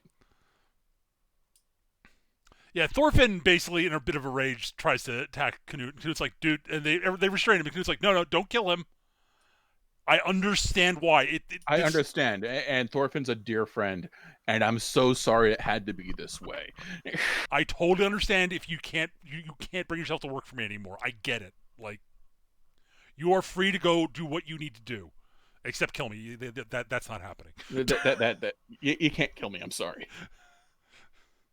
And I'm going to leave out the last bits of the ending because it's entirely visual storytelling, and I really love it. Yeah, it's... Gavin and I disagree.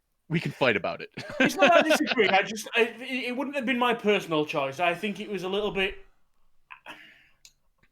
out of style with the rest of the show. I personally think. Yeah, I speaking as someone who's read further in the manga than either of these, it makes sense. I get why they did it. It's great if it's indicating a time skip. It's flashing forward to some interesting stuff, is what I'm saying. Yeah, I mean, it's kind of like turning. It almost feels like turning over like 8 pages at a time and just scanning, and then. Okay, let's actually talk about it then, because what we see is as Thorfinn's being pulled away, he for the first time ever drops his father's knife.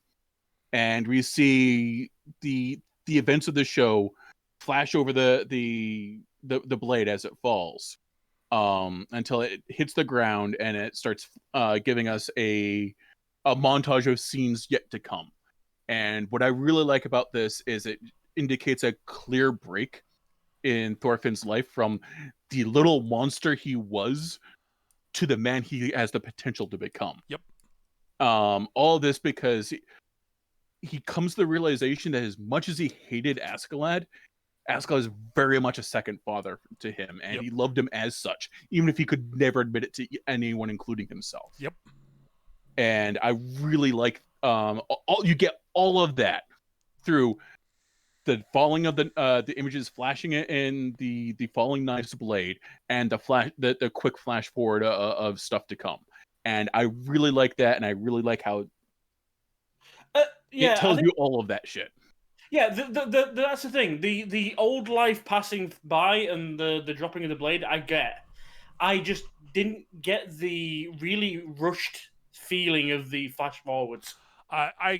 There is stuff there that ties into what happens later. It ties in well, I in my opinion, but it's been a while since I've read the manga, so I'm a little fuzzy on that. So it just seems like for the last 10 years we've followed this character's growth. It's like child, teen, kind of almost adult, and all this growth. He's still not even an adult. He's a little monster at this point. Yeah, he's barely. And then all of a sudden we see like 30-year-old Thor. I'm not. Thor, yeah, you know. I'm not gonna. I'm not spoiling anything. Okay, that's fair. I'm gonna say I think it works well, all things considered.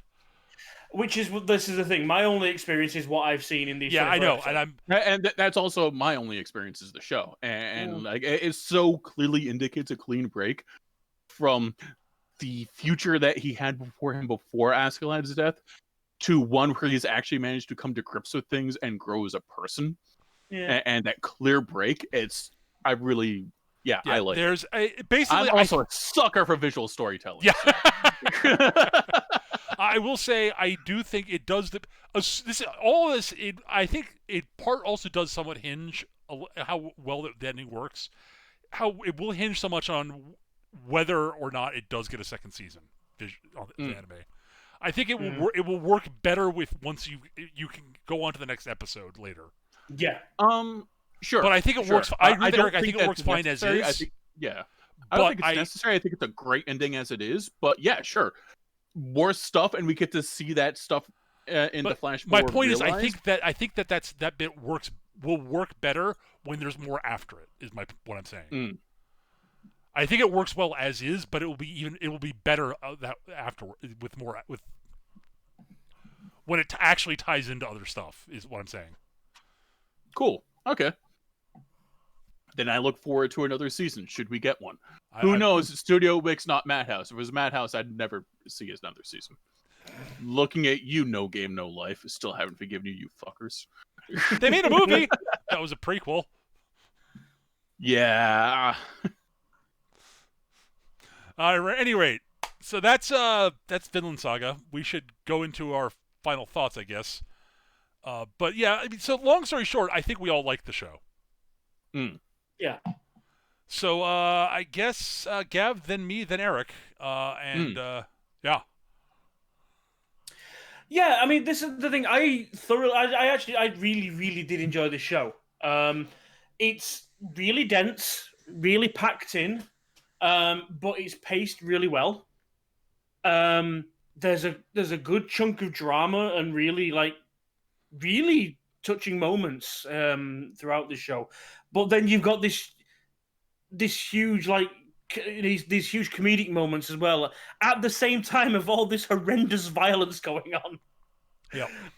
And the balance from a storytelling perspective, the balance of all that I think is really well done. It never gets mired down. It's a grim time, but it never feels depressing as such. You know, it's almost what's the word I'm looking for when you're so caught up in something you don't notice the it's that being able to laugh at their situation. You know, the Vikings just going out and having a drink and laughing about their conquest and trying to ignore the brutality and the mortality, the impending mortality, all that kind of stuff. Fatalistic. It's weird. Fatalistic, kind of, yeah. But it's not even in that way. They don't start talking, worried about, they don't start banging on about how they're going to die. It's just like, no, we're going to go and fight and have a grand old time. Yeah, I mean, Yeah, it's one of those. It's one of those that I enjoyed. I would actually like there to be more. Um, some characters, I will say, Thorfinn frustrates me. I know, I know, it's the point of it is that Askeladd knows how to push his buttons, but even Askeladd says himself, 10 fucking years, and you still haven't learned, ABC of how to fight me. Against anyone else, he's a lethal fucking blender of death. But even then, he's still this sullen, sulky little shit. Where, like you said, it's this isn't his story. We start out following him, and he's our point of view, but he's kind of just there for a lot of it. Personality-wise, at the very least, he doesn't really speak all that much. He's just there to, to do action scenes and have something to play off against Askeladd. As you said, there's more for him going forward, and that's great. Yeah, I mean, the long short of it is Trauma's a bitch. Well, absolutely, absolutely, and I get that. Yeah, I think what was missing for me was any sort of payoff with his family. That's the thing that got me about that ending. I think there could have at the very least been a little scene with him getting back to Iceland. That's just me. That's just my personal preference. Like, if I was writing the story, I'd have had at least something like that because his family were awesome. And yeah, I am biting my tongue. All right. But they kind of just disappeared off the map after like episode 10 or something like that. I know. I get it. And I agree. If this was an anime original, I would agree with you completely, Gav. Mm-hmm. But it's based on something that was written in its own form, and this is an adaptation of that form. I understand that. Like I said, all I'm doing here is I'm commenting on what I've been presented. I know, and that's why I'm not like sort of grousing about it. I'm just saying, yeah, I understand and I get it, but as you're a fucking idiot and you're wrong. No, it's not even that. It's a case of, oh God, like I totally understand why they chose this as the place to end the season. Mm-hmm. Because there is too much. Oh, absolutely. I mean, look, this. Put it this way: this story is called Vinland Saga. Mm-hmm. Okay, Vinland is essentially America, the New World, the promised land of Canada, rolling field. But well, Canada, yeah, it's Newfoundland. But yeah, Newfoundland, yeah. But okay, the North America, then smart ass. Okay, but basically, the wide open plains, land, land as far as the eye can see. No, no slavery, no war. It hasn't reached there yet. And you know how much time we spend in Vinland? None. You spend 0 time in Vinland. They talk about it a little bit. It is an odd name for this series, I'll say that. And then they go the other fucking way. Vinland is to the west. We're going east. Uh-huh. I will say that they go further east at some. Yes, I expect that, but yes, it's like say this is very much. It almost feels like a bit of a warm up. It's like it is. This is the prologue. This is clearly a prologue to the actual Vinland Saga. You know what it kind of feels like? This feels like Gundam: The Origin, but there's no Bobo Suit Gundam to follow. There's, you know what I mean? There's no. Yeah, as I said, it's the prelude to the actual main story of Vinland Saga, which very much is Thorfinn's story. This is setting the stage to tell you where Thorfinn came from to become the person he is later on. Yeah, and that's very much the feeling that I'm getting. But like I say, hopefully it gets another season. I will be watching. Oh God, yeah. Oh yeah. Oh, if this gets another season, I am watching it. The end. Yeah. Yeah. So, my if you haven't gathered, yes, I this is really good. The music for the most part is incredible. Not a big fan of the. I'm not a big fan of the first opening theme, but the second opening, yes, please. I mean, it's Man with a Mission, you know. Men on a Mission. They're really it's good. Men on a Mission, that's what it is. The second theme is very good. visually, like as when you heard me and Eric gushing about Askeladd's character design, all the major characters have that level of care and detail put into the way their characters are drawn. Like, there's so much visual information about who these characters are in their designs, and a lot of it you miss at first. Like Bjorn, like, yeah, he's the big hulking berserker, but you can see, like, in his character design, like, how meticulously cared for his armor and his clothing is. So that there's more to than the how raging... closed off is it? Yeah, I love how closed off. How you can tell by looking at him how closed off he is to everything around him. Yep. Because you never see him without the his helm pulled down to just over his eyes, or the collar of his gambeson pulled up past his cheeks. Yep. Yeah, but simultaneously, as I said, he's also not this complete wild man outside of battle, and you can see that in the fact that he takes care of his gear, and he's not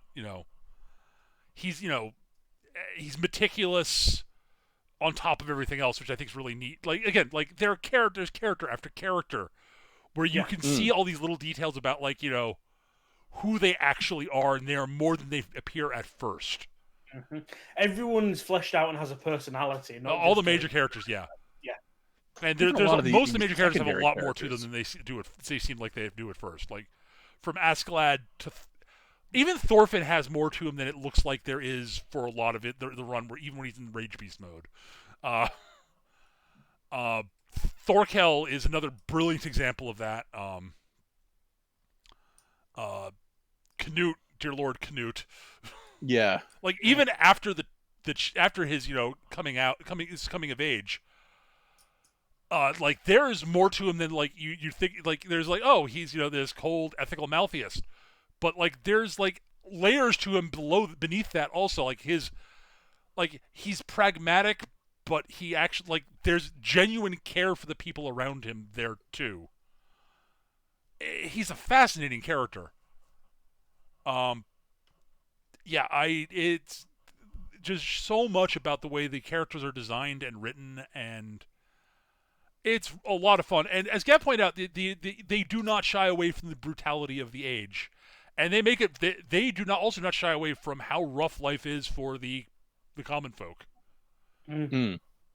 especially the ones who are unfortunate to be in the crossfire of the Vikings raiding.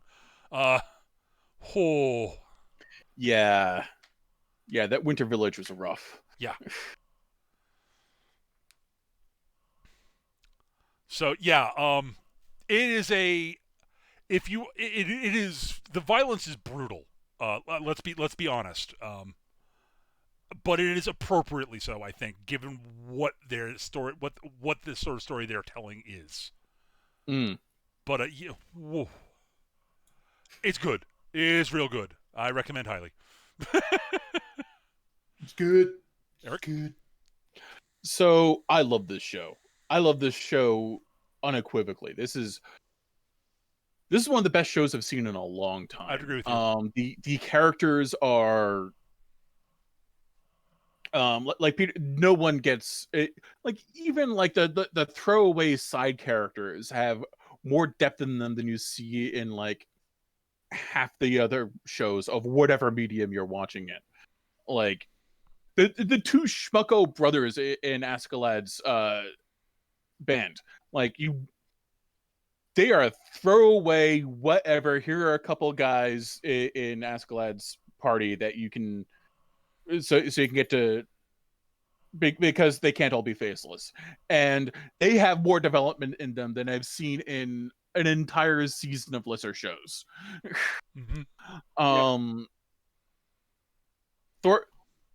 Thorfinn's just this wonderfully tragic character. Just that you see this, like, cheerful little kid who's like, he definitely has a bit of darkness in him, as any little you kid can see his does. anger issues from day one. Yes, but you see this really, like, tragic transformation. This, like, vicious little psychopath that would just break his father's heart to see. And Thorfinn's clearly aware of this. He just can't admit it to himself or anyone else. because he constantly dreams about his father, something we didn't bring up, and has these ghost conversations with him in these dreams, and it's always like a pile of disappointment in what he's become. Like he's clearly guilty about what he is, but he can't let go of it. Like Askeladd's just one of the best magnificent bastards I've seen since fucking Tyrion Lannister in the good parts of Game of Thrones. Yeah. And just vicious and absolutely remorseless and undeniably charismatic and dangerously smart. And yeah, this is Askeladd's show. Like if this gets another season, I really, really want it to, and I just heard that it might, and it makes me really, really happy. Yay! But like season 1 Vinland Saga is all about Askeladd. It is his show. He steals every scene he's in. Like even from Thorkel, and Thorkel's this giant bombastic pile of charisma and muscle.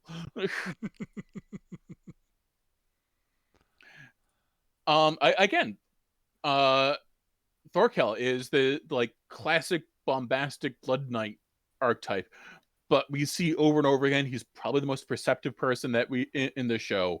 He is not nearly as dumb as he wants to be. Thorkel clearly wants to be just dumb and happy, but is too smart for that.